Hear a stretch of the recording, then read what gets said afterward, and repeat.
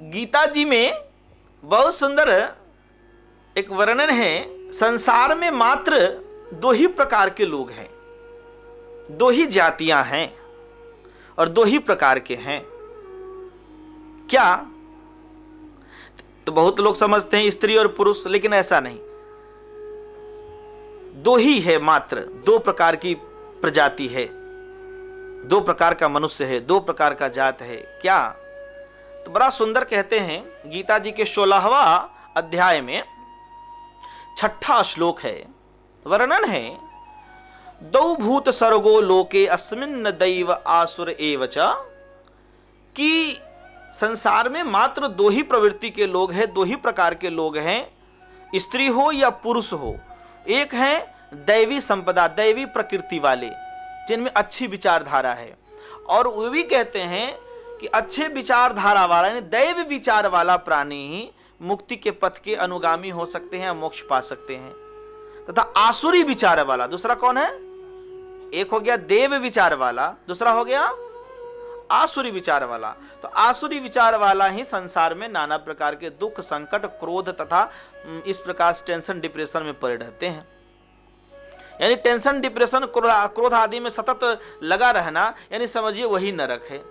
जो सतत क्रोधी है, संतत क्रोधी, जो सदैव क्रोध में रहता है, समझिए वही नरक है। अलग से कोई स्पेशल नरक नहीं बना हुआ है, यही नरक है। हर समय टेंशन में, डिप्रेशन में, अज्ञान में, क्रोध में रहना ही नरक है। तो कहते हैं दो प्रकार के लोग हैं, एक असुर, एक सुर। इसी पर संसार बस चल रहा है, द्वंद्व हो रहा है, प्रेम हो रहा है, झगड़ा हो रहा है, लड़ाई हो रहा है। इसी पर संपूर्ण महाभारत है, संपूर्ण रामायण है, संपूर्ण गीता आदि है, संपूर्ण शास्त्र आदि है, संपूर्ण कहानी आदि है। जैसे कि आइए अगर थोड़ा सा अगर हम लोग गीता की ओर प्रवेश करते ही हैं तो देखा जाए ना, बड़ा सुंदर है कि अर्जुन और दुर्योधन एक ही परिवार के हैं, और फिर एक के अंदर केवल द्वेष भरा हुआ है, काम, क्रोध, लोभ और द्वेष, मद मत्सर भरा हुआ है अपार। जी दुर्योधन के पास भरा हुआ है शुरू से, बचपन से। जब कभी आप महाभारत देखे होंगे ना तो बड़ा ढंग से बताया गया है। महाभारत को इतना अच्छा से देखा गया, सब लोग देखे होंगे टीवी सीरियल में, और जो पढ़े होंगे वो तो और अच्छी बात है ना। तो देखे होंगे क्या उसका स्वभाव शुरू से ही, बचपना अवस्था से ही, गुरुकुल से ही, आरंभ काल से ही सदैव पांडवों से ईर्ष्या करना, अर्जुन से, भीम से, नकुल, सहदेव आदि, युधिष्ठिर आदि से घृणा करना, द्वेष करना, ईर्ष्या करना तथा बीच बीच में तंग करना, गुरुकुल से ही सारी बातें रही। और उसके बाद हुआ क्या? ये इसी तरह के बहुत सारे लोग होते हैं जो उसके मन में भी होता है। दुर्योधन के मन में जिस तरह से बातें हैं उसी तरह से बहुत सारे मनुष्य के मन में भी होता है कि अपने सगे संबंधी, अपने भाई, अपने बंधु, अपने समाज के बारे में द्वेष रखते हैं, राग रखते हैं, केवल अपना हित चाहता है। ऐसा जो भाव वाला लोग है वही दुर्योधन के पक्षधर है। वो क्या है? दुर्योधन के पक्षधर है, यानी असुर प्रवृत्ति वाला है, वो राक्षसीय प्रवृत्ति वाला है। और उसके साथ अपकार होने के बाद भी, पांडवों के साथ गड़बड़ी होने के बाद भी, अपकार होने के बाद भी, माने उससे वो द्वेष रखता था दुर्योधन, फिर भी ये उन लोगों के लिए सब दिन भला ही करते थे, भला ही सोचते थे। ये एक सुर वाला सोच हुआ, यानी देवता वाला सोच, कि जो मेरा खराबी सोचता है, जो मेरा बर्बादी सोचता है, मैं उसके लिए भी अच्छा सोचता हूं। ये ऐसा भाव रहा कि भले चलो मेरा भाई है, भाई है, भाई है कहते रहा। आया, समय बीता, देखिए गौर से कैसे युद्ध चालू होता है। समय बीता, कैसे कैसे उनके पिता का नाम पांडु था, पांडु के पुत्र जो हुए वो पांडव हुए। वन में गए, उन्हें किसी प्रकार की बीमारी थी। कथा में तो बहुत तरीका से बताया गया कि फलना ऋषि का श्राप मिला था, ठीक है ना, फलने ऋषि का श्राप मिला था। लेकिन मेरा अनुभव कहता है कि देखिए विशुद्ध विज्ञान हो, पहले ही हमने कहा कि हमारी बातें थोड़ी सबसे अलग होगी, अन्य कथाकारों से अलग होगी, इसलिए हम भी राम कथा भागवत कथा करते ही आ रहे हैं। लेकिन हम भी बचपन से, उसके साथ साथ मैं तपस्या भी करते आया हूं। क्या करते आया हूं? राम कथा भागवत कथा वेद पुराण उपनिषद पढ़ने के बावजूद भी, अन्य संतों की तरह, उसके बाद भी हमने ईश्वर पर रिसर्च किया है, ब्रह्म पर रिसर्च किया है, खूब किया है। अब सोचिए, 2-2 साल तक केवल पत्ता खा करके, 6-6 साल तक केवल दूध पी करके, 2-2 महीना केवल पानी पी करके, तथा 1-1 महीना जो है सो उपवास रह करके उस साधना को किया। करने का तात्पर्य पीछे एक ही है, कोई मेरा दिखावा नहीं था, मात्र इतना ही था, ब्रह्म पर शोध, ईश्वर पर शोध, ईश्वर को कैसे पाया जाता है, ईश्वर को कैसे पाया जाता है। तो बहुत सारी पद्धतियों को हमने समझा, जिसमें समझा कि इससे पाया जाता है, इससे नहीं पाया जाता, इससे ऐसे होता है। इसी बात करते करते हमें बात एक याद आ गई। एक बुक है, बड़ा सुंदर किताब है, उसका नाम भी है विज्ञान भैरव तंत्र। क्या नाम है? विज्ञान भैरव तंत्र में भी भगवान शिव बड़ा सुंदर व्याख्यान करते हैं। क्या कि ईश्वर की प्राप्ति का जो यौगिक क्रियाएं हैं, 112 क्रिया उसमें वर्णन है ध्यान का, मेडिटेशन का। कितना क्रिया है? ईश्वर की प्राप्ति का जो ध्यान क्रिया आदि, योग क्रिया आदि है, सब मिलाकर के उसमें 112 प्रयोग है, जिसके माध्यम से मनुष्य अपने आत्मा का दर्शन कर सकता है, ब्रह्म का साक्षात्कार कर सकता है। नाम ही उसका है विज्ञान भैरव तंत्र। तो भैरव माने ये मत समझ लिए कुत्ता लेके घूम रहे होंगे भैरव बाबा, ठीक है? मैं पहले ही कहा, हमसे बात करने के लिए इस चैनल से जुड़े हुए हैं तो इसके अंदर प्रवेश करना है ना, अंदर प्रवेश करना है। तो भैरव का तात्पर्य वहां है, विज्ञान तो विज्ञान है, विशेष ज्ञान को विज्ञान कहते हैं। अब भैरव तंत्र, भैरव, भय का तात्पर्य भय से है, यानी संपूर्ण संकटों, भय और अज्ञान। और भय कौन उत्पन्न करता है? तो अज्ञान, अविवेक, अंधकार ही भय को उत्पन्न करता है। और रय, रय के तात्पर्य वहां है रहित करना, भय से रहित करना, और हमें ब्रह्म विकास की ओर, ब्रह्म की ओर ले जाना, विकास कराना, ईश्वर के मार्ग पर हमें विकास कराना। तो भैरव, इससे बना भैरव की भय रहित विकास, भय रहित होकर के ब्रह्म की ओर बढ़ना, आत्मा के ओर बढ़ना, आत्मवान बनना, प्राणवान बनना, ईश्वर की प्राप्ति करना ही भैरव तंत्र का मेन उद्देश्य है। नाम ही है विज्ञान भैरव। और तंत्र, तंत्र का मतलब होता है, जंतर मंत्र वाला तंत्र नहीं समझ लीजिएगा, तंत्र का मतलब होता है प्रणाली। तंत्र यानी प्रणाली, पद्धति, तरीका, सिस्टम। इस तरह से भैरव तंत्र, जो उसमें व्याख्यान है माता पार्वती और शंकर भगवान के बीच की जो संवादें हैं, वो ओनली वन, ईश्वर की प्राप्ति, अपने अंतःकरण में कैसे प्रवेश करेंगे, उसका एक सूत्र बड़ा सुंदर हमने शुरू में पढ़ा। बोलिए श्याम रामचंद्र की। आप लोग भी जो जहां है थोड़ा सा प्रयोग करके देखिए, यानी कि ये विधि एक एक छोटी छोटी विधि करके बताई गई है कि कैसे आप अपने प्राण अपान उदान समान व्यान पर तथा पंचवायुओं पर किस तरह से आप जो है सो काबू पाएंगे।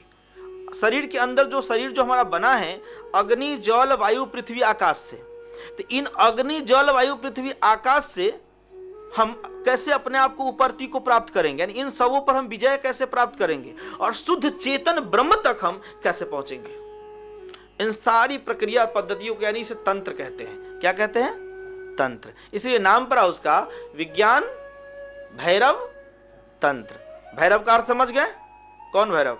त्रिशूल लेके ऐसे ऐसे वेशभूषा, और फिर एक माने कुत्ता के साथ माने घूमना फिरना, क्या वो वाला भैरव? हमें भय रहित विकास करा दे, ब्रह्म तक पहुंचा दे, भय नहीं लगाए। ठीक, तो आइए उसमें क्रिया थी। आप सब लोग जो जहां हैं वहीं पे तो क्रिया करेंगे, थोड़ा सा अपने आंख को बंद कर लेंगे, यहां पे ध्यान करेंगे पहले, और उस ध्यान को कहां ले जाना है वो बताते हैं। आपके हाथ में 5 उंगली है, ठीक, तो अलग ढंग से, प्रकृति ढंग से बताया गया है कि ये जो उंगली है, अंगूठा, ये अग्नि का प्रतीक है। क्या है? अंगूठा अग्नि है, और वायु तर्जनी अंगुली है। अंगूठा क्या है?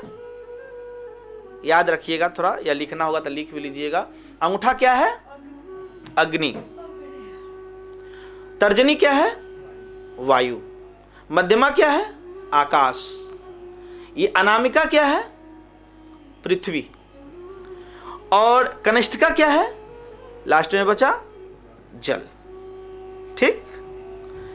तो ये पूरे शरीर को संतुलन करने के लिए हमारे ऋषियों ने मुद्रा भी बनाए हैं। ये मुद्रा, वो मुद्रा, वो मुद्रा। उसमें आइए, अगर मनुष्य अपने शरीर में ऊर्जा ब्रह्म तत्व के साथ अनुभव करे तो कहते हैं उसके लिए सबसे श्रेष्ठ ध्यान मुद्रा, इसको बताते हैं अग्नि को। और इसलिए अग्नि जहां चलती है, वायु स्वाभाविक है कि थोड़ा वहां तेज हो जाती है। ठीक है, तो इस अग्नि को और वायु को एक साथ मिला दीजिए ऐसे। ये अग्नि है तो ये वायु है, मिलाइए। रीढ़ की हड्डी सीधा करिए और अपने ठेहुना पर रखिए, और एक लंबी सांस ले करके और अपने मन को, अपने चेतना को इस अंगूठे और तर्जनी से जो आप एक मुद्रा बनाए हैं, ऐसा इस पर ध्यान रखेंगे। केवल उस पर क्या हो रहा है वहां, वो केवल देखना है आपको। क्या देखना है? वहां क्या हो रहा है। आपके टच करने पर, दाबने पर, दाबिएगा, टच करिएगा यहां, तो टच करने पर क्या फील हो रहा है, इसे देखना है। क्या करना है? मन को कुछ ना कुछ तो चाहिए। मन को, मन बड़ा ही चंचल है, और मन को कुछ ना कुछ चाहिए, देखने को, मिलने को, बोलने को, सोचने को चाहिए। तो मन को हमें कहां ले जाना है? अपने अंतर मन से देखना है, इस पर ध्यान देना है। दाबिएगा तो स्पर्श होगा कि हाँ दबा हुआ है, और इस पर ध्यान देना है। दीजिए, ध्यान दीजिए, सबको ध्यान दीजिए उस पर। दावे रहिए, थोड़ा दावे रहिए, ध्यान दीजिए उस पर। ध्यान एकदम वही रहना चाहिए, इधर उधर ध्यान नहीं, एकदम उसी पर ध्यान, दावे रहिए। और थोड़ा हाथ मल करके और अपने आंखों पर लगाइए, आंख खोलिए। जय श्री राम। और बताइए कैसा अनुभव हुआ मास्टर साहब, कैसा अनुभव हुआ? कुछ फीलिंग हुआ? अगर किन्हीं को कुछ फीलिंग हुई हो तो अपना लाउड स्पीकर तेज करके, यानी कि अपना स्पीकर खोल के बात कर सकते हैं, अपना माइक खोल करके। क्या फीलिंग हुआ? कुछ गर्मी लगा, कुछ एहसास हुआ, कुछ अंदर हलचल हुआ? वही तो हम पूछ रहे हैं कि कैसा हुआ। लगा ना, यहां से गर्मी एक अलग ढंग के सुनसुनाहट जा रही है ना? वही तो हम पूछ रहे थे। तो ये अग्नि है। क्या है? महादेव का दर्शन भी हो रहा था। चलिए, हो भाग्य कि आपको दर्शन भी हो रहे थे। चलिए, हो भाग्य, उस पर भी हम लोग चर्चा करेंगे। तो ये एक अनुभूति है। तो फिर इस पे करने से क्या होगा, इस पे करने से क्या होगा, इसकी और मुद्राएं बनाने से क्या होगी, इन सारे विषयों पर चर्चा है। ये हमारे जो शरीर है, इस शरीर का ही विज्ञान है, पूरा अध्यात्म। हमारे शरीर में, ये हमारे शरीर जो 5 तत्वों से बने हैं, किस किस से बने हैं? क्षितिजल पावक गगन समीरा, क्षितिजल पावक गगन समीरा, पंच रचित यह अदम शरीरा। पर इसके अंदर जो सत चेतन घन आनंद है, उसकी जो प्राप्ति है, एक अलौकिक है, अद्भुत है। तो इस शरीर के बारे में थोड़ा सा जानते हैं, थोड़ा सा, बहुत कुछ है, धीरे धीरे हम लोग आगे समझते जाएंगे कि जब 5 चीजों से बना है, देखा जाए, अब 5 का अलग अलग डायरेक्शन है, अलग अलग भाग है। हमारा शरीर 5 भागों में बटा हुआ है, और 5 को अलग अलग करके जाने। ये नहीं जो अलग अलग माने इसको खुंडी खुंडी करके अलग काट काट के डाल दीजिए, अलग अलग समझिए, है ना? कैसे समझना है देखिएगा जरा। हमारा, अच्छा, सबसे नीचे क्या है? पृथ्वी। पृथ्वी से भी नीचे क्या है? जल। पृथ्वी के नीचे जल है ना, तो जल तत्व हमारे शरीर में कहाँ है? ऐसे तो पूरे शरीर में है, ऐसे तो ब्रेन में भी कहते हैं कि 70% जले है ना, पूरे शरीर में भी 70% जले है, सब जगह मिला जुला करके। लेकिन फिर भी जल तत्व का जो विशेष चीज है वो कहाँ है? जैसे कि कोई बीमारी वगैरह होता है तो देखते हैं पैर जो फूलता है तो पैर में जल का प्रभाव फूलना, और तो इस प्रकार फलेरिया भी होता है तो देखते हैं पैर से स्टार्ट होता है, तो जल का प्रभाव। तो कहते हैं उस भैरव तंत्र की हम बात कर रहे हैं अभी, ठीक है, कि कमर से नीचे से लेके क्या कहते हैं यहाँ ठेहुना से, गौर से समझिएगा, ठेहुना से नीचे जो है मेरा वो जल तत्व है। क्या है? ठेहुना से नीचे जल तत्व है। पहले जल होता है ना नीचे, पृथ्वी के नीचे जल, तो जल, और जल के ऊपर क्या है? पृथ्वी। तो ठेहुना से कमर तक पृथ्वी माना गया है। जंघे गोल गोल मटोल है, उसी तरह से पृथ्वी गोल है, अभी हम लोग पृथ्वी पर भाग ठीक है। तो जंघे यानी पृथ्वी, ठेहुना से लेकर के कमर तक बीच का जो पोर्शन है जंग, ये पृथ्वी। तो जल समझ लिए, नीचे रहता है ना समझने के लिए, पृथ्वी से नीचे है ना जल। अच्छा, उसके बाद कहते हैं जल के बाद तो पहले तो आपने समझ लिया गला से ऊपर, अब पहले मुंह आपको समझाए, ठीक है। क्या पहले हमने समझाया आपको? जल। जल कहाँ है? ठेहुना से नीचे, ठीक है। पृथ्वी कौन है? ठेहुना से जंघा तक। जंघा तक क्या है? वो पृथ्वी है। और पेट जो है आपका, यानी कि इस डायफ्राम से, सीना के निचले भाग से, है ना, और फिर ये कमर तक का बीच का जो पेट का जो भाग है पूरा, है ना, संपूर्ण, ये क्या है मालूम है? अग्नि है। कहते हैं ना जठरा अग्नि, यानी इसमें जठरा अग्नि, जो अग्नि भस्म करता है सभी अन्न को, ठीक है ना, जठरा अग्नि, ठीक है, समझ रहे हैं? ये क्या है? अग्नि। और उससे ऊपर फिर ये यहाँ से सीने से लेकर के इस गला तक, है ना, ये वायु है। यहाँ हृदय में सांस लेके भरते हैं ना वायु, ये वायु का केंद्र है, वायु, ठीक है जी गुरु जी। और गला से लेकर ये पूरे ब्रह्मरंध्र तक, ऊपर तक, ये हमारे शरीर का आकाश भाग है। कौन है? आकाश। आकाश। जो आकाश में क्या है? शब्द। आकाश का गुण है शब्द, तो यहां से शब्द निकलते हैं, ठीक है, समझ पा रहे हैं? तो ये पांचों चीज शरीर के अंदर विभाजन इस तरह से है। और इन पांचों को ठीक करने की प्रक्रिया, जब इसे हम खूब ठीक कर लेते हैं, है ना, तब हम आत्मवान आत्मा तक पहुंचते हैं। जब आत्मा तक जब पहुंचते हैं, वहां का जो हमें अलौकिक दर्शन ही परमात्मा का अनुभव करा देता है, ठीक। और इन सबों को ठीक करने के लिए ही एक एक विधियां हैं, जो यौगिक क्रियाएं हैं, शरीर से ही सब कुछ किए जाते हैं। प्राणायाम भी उसमें आता है, व्यायाम भी कुछ अंग आते हैं, तथा ध्यान की तो मुख्य प्रक्रिया सब है। साथ साथ हम आपको ये भी बताएं, जब पांचों तत्व इस अंगुली में भी केंद्र है पांचों चीजों का, अग्नि, जलवायु, पृथ्वी, आकाश का। जो पिछला आकाश है ना, और ये वाला तर्जनी क्या है? वायु है। अंगूठा क्या है? अग्नि है। और ये जिससे हम लोग चंदन करते हैं, ये क्या है? जैसे पृथ्वी से चंदन करते हैं, याद रखिए, पृथ्वी से। कौन चीज से? पृथ्वी। यह पृथ्वी का ये अंगुली है ना। कौन? इसे क्या कहते हैं? अनामिका। और ये कनिष्ठ का, ये जल का।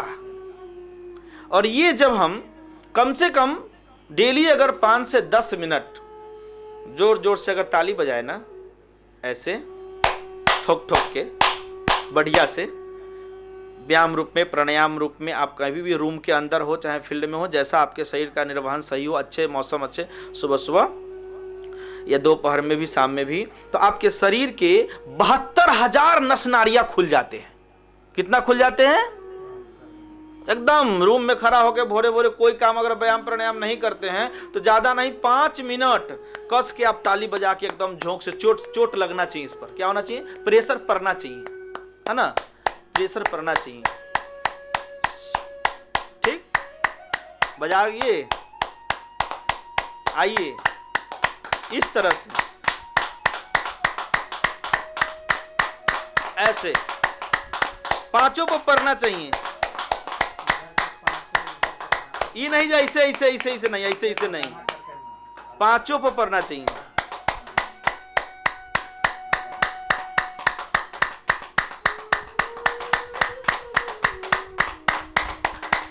किसी भी उम्र के आप लोग हो, हाँ चोट लगना चाहिए, चोट लगना चाहिए, लाल हो जाना चाहिए आपका 5 मिनट में, है ना। तब जो है आपके पूरे शरीर का जो बीमारी है सब खत्म होने लगेगा, आप स्वस्थ होने लगिएगा, आप साधना के योग्य होने लगिएगा। आप साधना के, जैसे कि आप जब भगवान के ध्यान पूजा के लिए करने जाते हैं तो होते हैं ना का स्नान ध्यान करके बढ़िया से चंदन उंदन करके बढ़िया से बैठते हैं कि हाँ अब जो है सो भगवान को फूल अच्छा धूप दीप नैवेद्य चढ़ा के अब का मंत्र करेंगे, ध्यान करेंगे, है ना। तो यही ये स्नान है, शरीर का शुद्धिकरण है। क्या है ये जो योग क्रिया है, ये प्राणायाम क्रिया है, ये ताली बजाना की जो क्रिया, ये भी योग की ही क्रिया है ना। ये सब विधियां हैं ब्रह्म से मिलने की। तो शरीर हमारा इससे पहले निरोग होता है। शरीर में जब कोई रोग होगा तो आप समाधि तक नहीं पहुंच पाएंगे। सुबह सुबह शाम भी, हाँ हाँ, पूजा करने से भी पहले सबसे प्रथम पूजा इसी को मानना है। हाँ हाँ हाँ हाँ, स्नान से भी पहले करे तो और ठीक है, ठीक है। शौच आदि से आइए और निवृत्त होकर के, या उससे पहले भी अगर इच्छा है तो कर सकते हैं। डेली 10 मिनट का नियम रखिए कि 5 मिनट हमको सुबह करना है, 5 मिनट शाम करना है। ताली भी बजाने की क्रिया आप कर लेते हैं, अब देखिए ना तो कैसा चमत्कार आपके साथ घटना घटता है। हम तो इतने ही देर बजाए हैं, शरीर में एक अलग ढंग का ऊर्जा अनुभव हो रहा है। आप लोग भी अगर बजाए होंगे तो ऊर्जा अनुभव हो रहा होगा। तो पूरे शरीर का नस, 72,000 नस नाड़ियां हमारे शरीर में है, 72,000। अब 72,000 इससे खुल जाते हैं, सारे ब्लॉकेज हट जाते हैं। अगर ये क्रिया आदमी करते रहे तो हार्ट ब्लॉकेज वगैरह ये सब जल्दी नहीं होगा, जल्दी ऑपरेशन का नौबत नहीं आएगा, स्प्रिंग लगाने की नौबत नहीं आएगा। अगर व्यक्ति करते रहे, इसको अपने नित्य नियम में ढाल ले तो ठीक है। समझ पा रहे हैं बात को? तो इसलिए जरूरी है सत्संग करना, और सत्संग में आखिर बैठने से नहीं छोटी बड़ी बात हम लोगों को मिल रही है। ये ताली बजाना है क्या है, एकदम रूम में एकदम भीतरे बजाना है, ऐसे रूम अपन बंद कर लीजिए पूरा से, आराम से घर में अपना बजाइए, कोई डिस्टर्ब नहीं करने जाएगा, और आनंद लीजिए, ध्यान करिए, सुमरण करिए, ताली बजाइए। बोलिए श्यावर रामचंद्र की। इस तरह से हमारे शरीर में आपने एक चीज जाना इसी बहाने कि गला से ऊपर क्या हुआ मेरा, आकाश, और गला से नीचे यहाँ तक छाती का पूरा पोर्शन वायु, और पेट अग्नि, जांग यानी कमर से लेके घुटने तक जांग का पोर्शन पृथ्वी, और उससे नीचे जल। सब में वही है। और आपको आगे हम लोग ये भी बताएंगे, आज गीता में जो प्रवेश धीरे धीरे करेंगे ना, तो अन्नाद भवन्ति भूतानि पर्जन्यादन संभवा, कि कैसे मनुष्य की उत्पत्ति हुई है वास्तविक में, वास्तव में उत्पत्ति का जो विज्ञान है वो क्या है। अब रही बात, हम तो सूर्य से नारायण से स्वास्थ्य प्रदान करते हैं, ऊर्जा लेते हैं। सूर्य एक बहुत बड़ी विज्ञान है, ऊर्जा का स्रोत है, प्राण का स्रोत है, पृथ्वी का प्राण है। जब पृथ्वी का प्राण है तो हमारा भी प्राण है। उसे अगर हम भगवान से संबोधित करते हैं तो वो कोई बुरी बात नहीं है, अच्छी बात है, बहुत अच्छी बात है। इस विज्ञान को हमारे पूर्वजों ने, हमारे ऋषियों ने, हमारे ऋषि मनीषियों ने समझा, और उन महान ऋषि के हम पुत्र संतान हैं जिस विज्ञान को समझने वाले हैं।